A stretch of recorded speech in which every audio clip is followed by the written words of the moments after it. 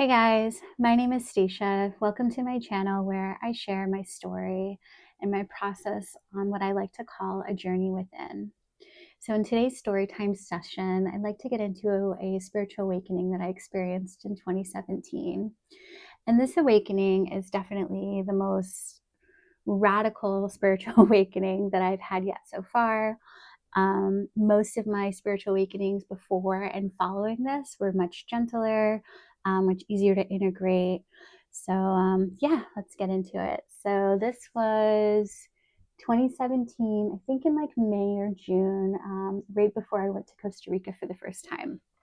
And so at this time, I think I was about 30 years old. And I was living in Rhode Island at the time, working in Providence at a strip club called Desire. And I was at this like pivotal moment where I really wanted to get out of that industry and it wasn't really serving me. And I was kind of going down a really destructive path. So, things that were leading up to this radical spiritual awakening, I just recall having that whole year before this awakening had taken place. I began going to like a non-denominational Christian church in Providence, and one of the times that I went there, the pastor, I think that's what they're called. I'm not sure, non-denominational, so excuse my terminology. But the leader of the church was sharing his story on his spiritual awakening and how he became all light and like shot out of his body and all of this stuff. So that kind of implanted something or made it a little bit more comfortable. Who knows? I don't, because it's kind of what happened to me. And then a few days before the awakening actually took place, I was really distressed and I was kind of really wrapped in these negative thought patterns, like not feeling good about myself, really frustrated with being in the industry where I was like taking my clothes off for money, among many other things. Those that are familiar with the industry in Rhode Island, especially Providence, they're essentially brothels, right? Especially like the clubs that I worked at were like upscale, right? So, anyways, this isn't about that. Perhaps that will be another video another time if that's something you guys would like to talk about. But back to the story. So, a few days prior to the awakening, I began like massaging my head, and I was doing like weird things just kind of like automatically at night. And I don't know if it was because it was like stress and the intuition of my body took over. And at this time, I had had some minor spiritual awakenings. So the things that were kind of leading up to it weren't that like eye opening. They didn't really stop. I wasn't like stopping in my tracks to think about it or to weigh out the significance.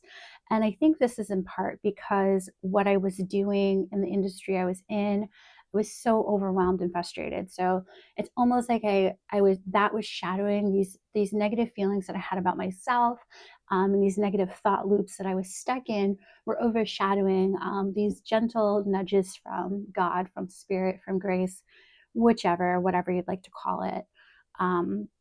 So the night that I had had my spiritual awakening, I had been taking a substance, of course. I was taking, I think, Adderall, and that was something that I was struggling with during that time. I was in that industry for about 10 years, 10 or 11 years, and I was really struggling with some of those substances like cocaine, Adderall, and alcohol.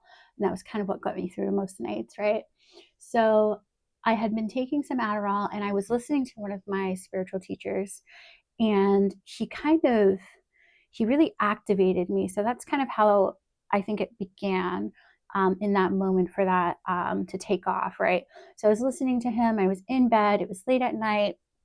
I'm just resting in bed in my birthday suit, like listening to one of my teachers, trying to get out of the negative mindset that I was in. Um, and he completely activated me. One of the things he was talking about was kind of had a lot to do with a spiritual awakening and these revelations that he had. And all of a sudden, I just started like, I sat up, I was breathing really deeply. Something just in me shifted. And I don't have like the proper terminology for this, because I don't really know what this is called. And I, it's probably, oh, fuck.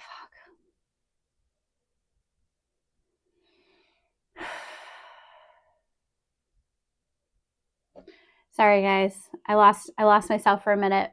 But anyways, I don't know the terminology for what was taking place and moving through me. But essentially, I began breathing and I had a lot of anxiety and I felt like I was vibrating. My frequency was changing. And at the time, I just felt like more sped up. And I just started to hear, like, my clairaudience kicked in and I could hear like spirit guides or masters or something around me having a conversation about what was happening to me. And they were saying, she's resonating, she's resonating, she's resonating. And then I hear like, just breathe, just breathe. And then I found myself like in a half lotus pose, or for those who don't know, it's like I was sitting Indian cross um, on my bed, completely naked, like upright, having these deep, profound breaths. Um, my awareness started to come outside of my body. So I had like multi-dimensional awareness that was opening up for me. So I was aware of the physical vessel, my physical body. I was aware of the conversations that were taking place in another realm, another dimension. And then I started to become aware of my energetic body. And I started to see objectively myself while at the same time simultaneously being within my body. It's pretty wild, right? So here I am having this like multi-dimensional experience, and I'm like trusting this spirit, this guide, this person telling me to just breathe, and hearing all of this stuff. And all of a sudden my light body started to like blow up. And the best way for me to describe this is that it was like this like translucent energetic body over my body, over the physical body. And it was just getting brighter and brighter, and the energy was getting stronger and stronger, and it was almost orgasmic. And I feel like at one time I was like, like, I don't, that's what the experience was like. Objectively speaking, if somebody had been sitting in the room with me and witnessed what was going on, I don't know what they would have seen or experienced, but that's what began happening to me. And all of a sudden my head just like cracked open like a lotus flower. So kind of like the symbol behind me. I know you can't fully see it, but it was like the energetic body of myself just opened up, like a just bloomed open. I think the colors were like a light bluish, purplish, pinkish colors for my whole energetic body, not just a lotus flower. And so it completely cracked open. And then I could hear the serpents, like I could hear the kundalini, or what I reference as the kundalini, coming up from my like root, which is like where I was sitting, like the bottom, like my tailbone, my bottom. And I could hear it just like burning, like and so this was, I was coming, while this was all happening, I was coming in and out of fear, right? So I was aware this was happening, surrendering to it, but then I would have these moments of overwhelming fear because I didn't know what was going on. And for those who have experience with amphetamines, this is not a usual experience, at least that I've ever had with those types of substances at all. This is more like a really powerful psychedelic experience, or I've never even had a psychedelic experience even close to this. So, but that would just be my best, my best guess with that. So anyway, so I was going through that. The serpents were burning up any blockages and activating my energetic body. The kundalini activating the chakras, just pushing through everything. And then it was like I completely shot out of my body. And this is the best to my memory because over time, and I think even at the time afterwards when I was recalling this, there are parts of it that are hidden from me. And I think that has to do with my consciousness at this point in time and where I was at that time. Because over time, more and more things slip into my consciousness and my memory as I'm more evolved and create, the ability to perceive that and receive that information, right? So anyway, so I shoot out of my body and I wake up in complete darkness, and this was absolutely terrifying. I didn't know what was going on. And then my voice, I was responding to somebody, and I kept hearing, like, who do you serve? It was a really terrifying, like, masculine voice.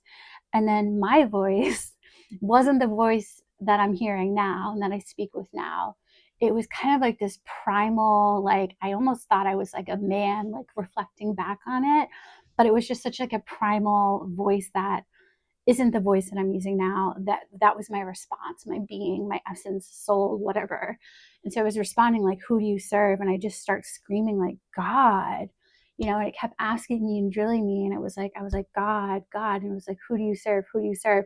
And so in different spiritual practices, right? There's like different religions and different deities and different little gods, big gods, goddesses. And for me at that point in time, when I was referencing God, it was like the Almighty God, like the biblical God, like the one God, the creator God. Even though I didn't fully understand the possibilities of what that could mean, but that's who I think at least this personality, this person in this lifetime at that moment in time was calling out to, was like who I believed as the creator, God, So I was going through that experience, screaming for God. And then something happened. I don't know. This is kind of where I like lost a chunk of the time, the experience, but I was like fighting something, and I was trying to come out of it. And all of a sudden it was like, so I was like the void, right? My consciousness, my spirit, my being was submerged in blackness, hearing an outside force, communicating to that outside force in absolute fear and suffering and like trying to understand. And then all of a sudden I'm like frustrated, bubbling and fighting within myself. And that's when all of a sudden a light turns on. Like I activated my own soul, my light, my spirit. I'm not sure yet, but I activated this light within me. I turned it on. And I think I had struggled because with the clairaudience and over time, I think that this was something that whatever initiation this was on my journey and my purpose and whatever I was brought to because of this, I studied with an Essene master, Dr. Cousins, and he refers to this in many of his videos as being touched by grace. So for whatever reason, when this happened in this initiation, I feel like many other souls and spirits were able to turn their light on with much quicker, with much like less struggle. And I think I really had to fight to do that. And I think it was very challenging. And of course, thinking back to where I had been energetically and spiritually for the last 10 years, leading up to that moment, it was pretty dark places. So anyway, so moving forward, so at that point, I was rescued by, I say rescued. I don't know if they rescued me. Well, I'm going to say rescued for this video because it's funny. But at this point in time, these powerful blue deities like the Hindu, like Ganesh, those types of gods, came to me, and they were like these big, scary, like very intimidating blue gods, right? The whole like Indian vibe, and I didn't know what to expect because these weren't deities that I had any spiritual practice with. I wasn't learning any from them. I had no exposure, so I couldn't even identify who they were or who like by their dress or symbols or anything like that because I had no knowledge. So I didn't know, right? But they brought me to this place, Shambhala. I can't really recall exactly the name, but they brought me to this place. And I just remember that I was in absolute fear. I was so intimidated. And I was trying to, and this is where I have memory gaps, right, of this whole experience that I went through. And part of the memory that I do have is so we arrived to this, like, I want to say like heavenly kingdom. Shangri-La, that's where we went to Shangri-La. Thank you guys right now talking for me. So we were here in Shangri-La, and I was absolutely terrified, and I was headed towards a grand staircase, and I had this like one or two of these like really scary, and I'm gonna call them angels because I don't know, these blue gods, right, from the Indian traditions. But so they're bringing me here, and I'm like, I'm all of a sudden like my mom and my dad like blaming. So I'm in that victim mentality. Like the reason why I'm such a fuck up is because I had really abusive parents, and they were so strong and so frightening. They're like, we know who your parents are. So I think, and that's kind of where I lost my memory again. So I think here, this is like, where I was going for like judgment, or I don't even know, maybe it was contracts, mission. I don't really know, but I know that I left this like matrix, this realm, and it was really, really terrifying. And so when I came back to my body, it was, and I'm really trying to start to understand and learn more about non local consciousness. So I think this is kind of what was happening as my consciousness had expanded to um, limitless possibilities. So I was able to basically tap into a thought line of consciousness or an energetic consciousness. And it was like I was actually there. I was presently there. And the beings and the masters and the teachers that had the ability to sense my awareness also recognized that I was there with them. And this is like, it goes along the lines of the school of thought, beyond the realms of space and time, right? So it's having that ability in which I'm trying to understand what non-local consciousness is, as I think this is what happened, right? So when I came back to my body, I was being guided by one of my teachers, and got all these references, got all these downloads on teachers who to search for. And that's kind of what began this like obsessive compulsive like seeker, that part of my journey where I became the seeker, right? And I started studying with these teachers, and it felt like I was just right there with them.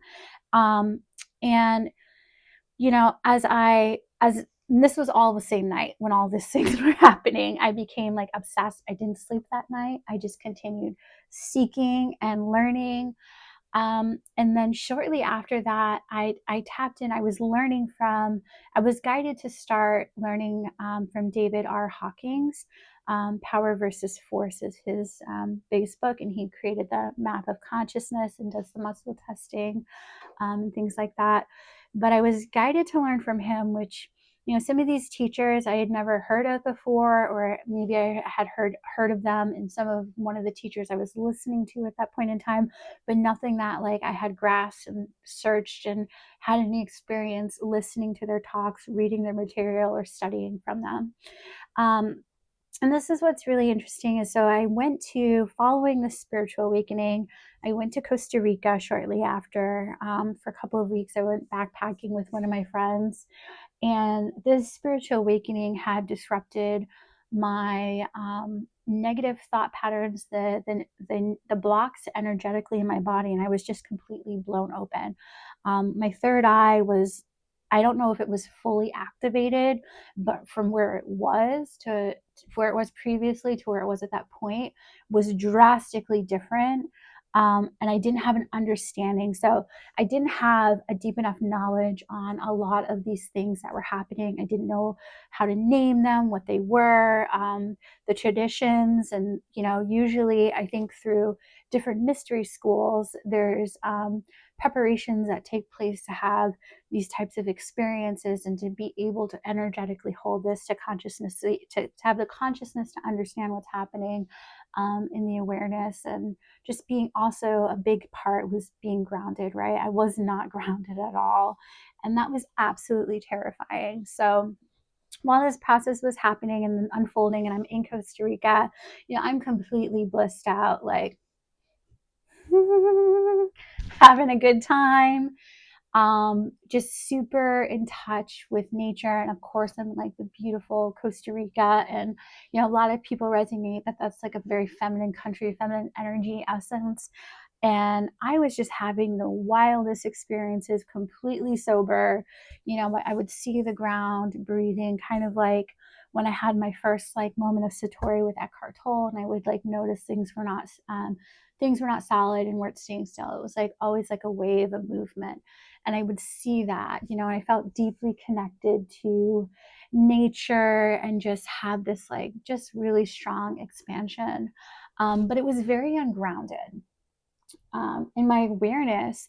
So there was multi layers to my awareness, and that I wasn't used to. So I was dimensionally like in Costa Rica doing this, but I was also aware of, I was picking up, my consciousness was picking up on so much more information around me, and subtleties around me. And it was just like really powerful experience, right? And then at one point, I even tried to push my consciousness or push my ability to enter somebody's mind. And I didn't know what I was doing at the time, but she knew it. And she was like, "What are you doing?" It was really a strange thing. So, following all of this, thankfully I went to Costa Rica after this. Sorry, I'm like all over the place with the story because it's like a lot to remember, right? So, following Costa Rica, which I'm really thankful that that's where I went after this awakening, because I think had I been in Providence, in Rhode Island, it was like really dark and dreary compared to like being submerged in nature where there's such a vast spiritual community, and being blissed out isn't such a crazy thing. I think had I been in Providence, I could have been institutionalized. I was very very ungrounded. And so the following months of following that, I was connecting to my first ascended master. So an ascended master is somebody who's like removed from this realm, who's passed on from this realm, like Yeshua, Jesus. And the master that I was working with was David R. Hawkins. And he's really gentle. And this is like where that thing with like the non-local consciousness was happening. It was almost that I had like this like invisible guide, or kind of bringing me to his teachings and like understandings. And he had a conversation with me, right? And this was like all new to me, so I wasn't like sitting there talking to my ascended master like super respectful student. I was kind of just like, what the fuck is going on? But I was still kind of like blissed out a little bit, so I was just like rolling with it. But I didn't really have I had no idea. I was like the fool, right? In tarot. I didn't grasp the level and the sacredness and the miracle of the thing that had happened to me. I was just like, like a baby in an amusement park, like not knowing anything, right? So he started working with me, and one of the ways that I could tell that I was having this experience with the ascended master is, he brought back an experience to me when I was like 14 or 15, and I stole my mom's truck.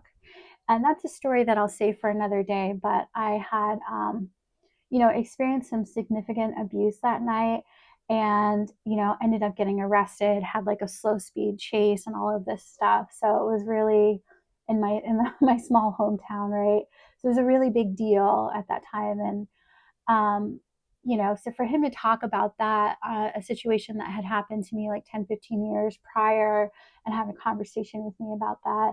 And one of the things he did was he had acknowledged the trauma that I had endured, which kind of put me in that fight or flight. And at the time, nobody had that consciousness to understand what I was going through, but I was also super terrified, so I didn't tell anybody. I just took it. So moving on. So this is how I knew I was having these interactions with this ascended master, because it wasn't just information that he was talking about on YouTube or teachings that were published, but this was really personal, right? So, and I would be out in the forest hiking, because I loved hiking, and I've always had a dog. And I would hike in the woods with my dog, and a couple of times I would hear like these, or one time actually, I heard like these like Native American flutes, kind of, or like the meditation music with the flutes, with the wind instruments. And this was scary because I didn't know where it was coming from. Like I felt like this is where the journey started to get really heavy, and I started to feel like I was having some sort of psychosis and schizophrenia, and I was absolutely terrified some of these times. And then other times I was just completely surrendered to it, and learning and getting insight and connecting to ascended masters, and riding that wave of non-local consciousness with other teachers that were able to sense my presence. Some of these living masters are wizards. Like they are so powerful. And I'm just really, really thankful for everything that they do. But yes, so the scary parts started to unfold. And what happened was like disembodied beings started coming to me. And this was really overwhelming because, like I said, I wasn't grounded at all. And the type of work that I was actually doing had a lot to do with like my consciousness, but it didn't have the foundations. It had a little bit to do with some of my trauma. And then I was just connecting to them. I was just like seeking out these teachers because I was like so overwhelmed with all the information, or um, a couple of times it was just really challenging. So these disembodied spirits would come to me, and it was like I would see these scary, terrifying, like demons, creatures, beings. I remember one night, there was one like hanging outside the window, upside down, like scary as flip, like just constant. And I started to feel, I started to recognize these like spiritual parasites, but I would see them, I wouldn't see them as solid beings, as I would see them transparently. So I was really afraid. I thought I was potentially becoming schizophrenic. And so one of the things that I did is I found a Zen school that I had previously visited for up in Providence, the Kuan Yin School of Zen. And I went there, and I was like really struggling. And at this point, I was like changing my lifestyle. I went hard into vegetarian, probably 50-60% raw fruits and vegetables, and just like really purifying my vessel. Like I was really going at it hard. And one of the things that happens that I understand now is that when we begin fasting and clearing out our vessel, everything that's stored inside starts to come to the surface. So, like the traumas, things that you're energetically holding on. One of the ways you can work on your vessel and work on your spirit and heal yourself is through the power of food. And that's, for me, and what I was experiencing with like a heavy raw food diet and a vegetarian diet, was that all of these blockages were being cleared out physically and energetically. So I was having bursts of anxiety, and what was releasing, and a lot of fear, because of the third eye opening, but also because of the traumatic experiences I had as a child. And they were just coming to the surface. And I didn't understand what was happening and what was triggering this, but it was just releasing. So I was in constant states of fear, not understanding why this was happening, right? So I go to the Zen school, and it's always spiral. So I go to the Zen school, right? And we're sitting there. I think this was like their Wednesday session, or I don't know, it was their new person session. And I had been to one previously, but I went to the proper one this time for the orientation. And we were in the room getting oriented on their process. And because at this end school, so they do a sitting meditation for 10 or 20 minutes, I can't remember, and then you stand for 10-15 minutes, a walking meditation, and then you're seated back down for another 10 or 20-minute seated meditation. So, and they this in school, so was the like mudra, I guess they do, is like this, so you can be on your knees on pillows, or like Indian style, whichever's more comfortable. And it's a soft gaze, open eye meditation. So anyway, so I'm in the school, I'm going through the orientation process, right? I see, the first time in my life, I see a dragon. So I see this beautiful blue translucent spirit dragon just like flying around the room. And I'm watching it move, and I'd never seen anything like this before. Um, I felt at peace. I was kind of like, I don't want to say, I was sort of in awe for a moment, but I felt at peace. And I think energetically, the dragon was creating like a calmness for me. And I just noticed that nobody else in the room was aware of it, except for perhaps one master there. And I didn't even speak to her, but I think she was aware, and she was aware that I was seeing it. So following that, it completely grounded me, right? So following that orientation, we sit and we go participate in the meditation. And the Providence Center is a beautiful center. I've only been to two other ones, one in Connecticut and one here in Florida, South Florida. And it's just such like a big center. And it was formerly a nursing home. And at the time, I guess I don't know the proper terminology, but the lead master, he was also a nurse, which was interesting, right? So anyways, I'm there and I go through the process, I do the meditation, and I'm suffering this entire meditation. Like I can hear how much my body's in pain, like my liver, my spleen, and I'm like suffering, and I'm like, how on the outside I'm being silent and I don't know how fidgety I am because my awareness wasn't there yet, but I'm just like in agony and like screaming inside of my head in pain. And I think this had a lot to do with probably the substance abuse, the heavy substance use and everything that I was involved with for 10 years. My body was trying to heal and it was identifying, but also the energetic pain and anger and things that are tied into those organs as well. But anyway, so I hear this master in my head. He's like, discipline, over and over and over again. And I fucking sit through the meditation, do the silent walking meditation, get back down and sit through the other meditation. And he was in my stream of consciousness. He was in my mind. He was telepathically communicating with me. So whether it was one of the living masters there, which I'm pretty sure it was, or perhaps a ascended master or angel guide, somebody on my spirit team just telling me to like shut the fuck up and toughen up. So I did. I did what they said. I got through it. And I remember opening my eyes and one of the masters there, and there was a student sitting next to him that was like in the school because they were in their robes. And I just remember them both looking at me. And I just was like, oh God, like I felt like I knew at that time, or maybe it was my paranoia that I'm like, they know what's up, like what's happening. Um, and when I was about to leave, when we were all like gathering our stuff and picking up, right?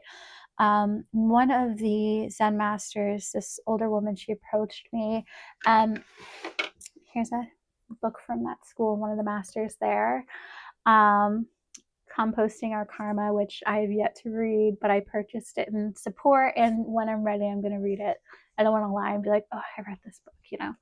Anyway, so Barbara Rhodes, and I'm not really sure if it was her. I don't think it was. I think it was somebody else. And she was like a little bit more heavy than this master. So she came up to me and she was like, next week we have masters from all over the world coming, teachers from all these different places, and we would like to invite you to come.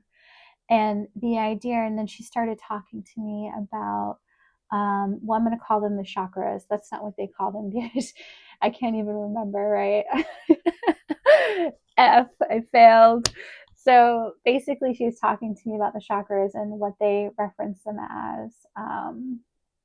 And had a nice little conversation with me. And at the time, I was like, "Yeah, I'm gonna go. I'm gonna be there."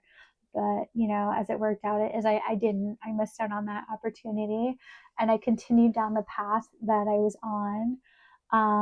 And yeah, so that was, a really powerful awakening that I had. And I know there's a lot of information there, but perhaps, if I were to, go back in time and give myself some advice, I would have told myself to get grounded.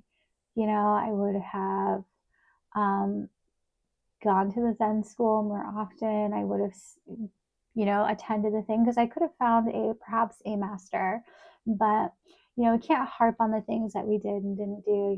This is my path, and as it's unfolding now, and that's significant in itself, and I appreciate that, even though it's not been perfect and it's been a bit messy, but I definitely would tell myself to get grounded and do some breath work and some breathing. But yeah, so that's my crazy spiritual awakening from 2017. There's just so much that had happened. Those are like the big chunks of it. There's just so much crazy stuff that was happening at that time. And for months, that awakening really strongly affected me. And eventually, oh, yes, this, I don't want to leave this out. So eventually, months later, not even a year, but like months later, um, somebody, a ascended Zen master, somebody came to me, and I was like spiraling out. I was so overwhelmed. I was being spiritually attacked, or I was just in an absolute state of fear because I didn't understand the energetics of the things that were happening around me. So a being came to me, and I believe it was somebody from like this Zen Buddhist tradition, and they said all five gates are closed. So I could hear them telepathically, and it was like they closed all of these energetic centers that had been completely blown open. And I think they saw enough, like, she's not on the correct path with this. She's not controlling this. She's not, or not controlling, but I wasn't sitting with it very well. I wasn't learning. I wasn't grounding it. I wasn't moving through it gracefully. It was a shit show and a struggle and absolutely terrifying. And I think they, you know, took kindness on me and, you know, closed these spiritual portals and this, my inner eye, my third eye, and whatever other activations that had been blown open at that time, they closed them for me. So, and I'm assuming it was five because they said the five gates are now closed. And, which, those who know anything about Zen, that's something there. But anyways, so yeah, that was kind of what unfolded for me. And I know, thank you for staying with me for this video. If you have a spiritual awakening you'd like to share, you can leave it in the comments or reach out if you need someone to talk to. I hope this, enlightened you. And my biggest hope is that this reaches people who are having similar experiences, and I want you to know that you're not alone, and really getting grounded and finding people to help guide you through this.